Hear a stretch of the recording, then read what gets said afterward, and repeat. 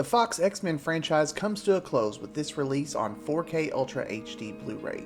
This film was butchered by both fans of the series and critics alike despite being based on a classic X-Men storyline and starring Game of Thrones fan favorite Sophie Turner as Jean Grey. Does the movie redeem itself by blowing us away on 4K? We'll be going over the video and audio quality, cover options, and if it's worth the purchase. In for review today is X-Men DarkPhoenix.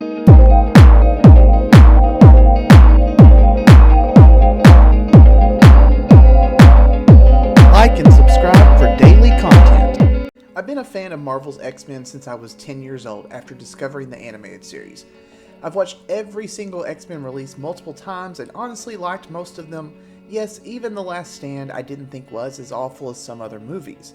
Although I was thrilled to see the Fox properties return to the Marvel fold and join the MCU, a little part of me was sad to see it end. I've really loved the past 4 films and how they've set them all in different time periods. I just thought it was really refreshing and something very different.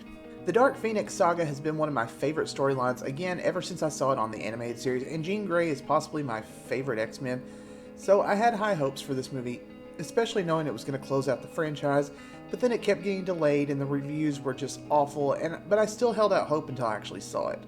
Now, this wasn't the crap show that 2015's Fantastic Four reboot was, but it was not good at all. I don't think I've ever been quite so bored watching an X-Men movie as I was during this one. The story was just cut to shreds and most of it just didn't make sense due to all the changes they made during reshoots. All of this being said, I thought with a cosmic element to the movie we might get to see some great CGI that would blow us away. Again, I thought wrong on this one though, as the whole movie had just so much potential and yet they didn't really do a whole lot with their powers. Video quality on this release was actually not bad. There was a lot of detail that I didn't notice in the theater. The black levels were nice and dark, and the image itself was very crisp outside of a few soft CGI scenes. The colors in the movie were not as saturated and popped as I'd like, more of a muted tone in places, definitely not the light show that Apocalypse was. Now that 4K release was brilliant, I thought. All in all though, it was a nice picture, but nothing reference quality and nothing to really wow anyone. I watched a little bit of the Blu-ray and other than being somewhat brighter in appearance, I didn't notice that much of a difference, which was disappointing. I'm going to give this one just a solid 7. Audio quality was decent, there were some nice surrounds and overhead usage in the climax of the film, and more than a few scenes shook the subwoofer, and it was a nice clear sound and I didn't have to turn up the volume any unlike the other Marvel films. I'm going to go with an 8 for quality. The cover options we have is just your standard release, which is a variation on the theatrical poster, and honestly I think it looks pretty nice. I do really wish I had the other films in steelbooks because I really like what Best Buy did with this release. I think it's a really cool looking cover and I like the artwork. I am pretty sure that the image of Sophie Turner used on it was from the Entertainment Weekly photo shoot though, so I'm not sure how that ended up being used. Maybe it was an official still from the movie that they loaned out to EW.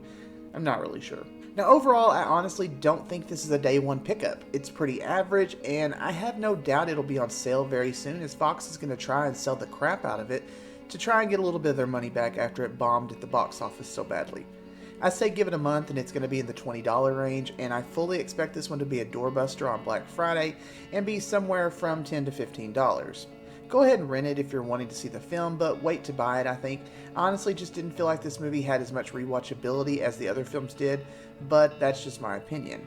I cannot wait to see what the MCU does with the X-Men, but it's bittersweet as I've loved the Fox version and the actors they used. The original film really paved the way for our current superhero films, and for that I'm always going to be thankful. So with all of that being said, I hope I helped you out with your decision a little bit. I'll be back tomorrow with some other 4K content reviews, as well as some new show reviews, so stay tuned. Thanks for watching, everyone.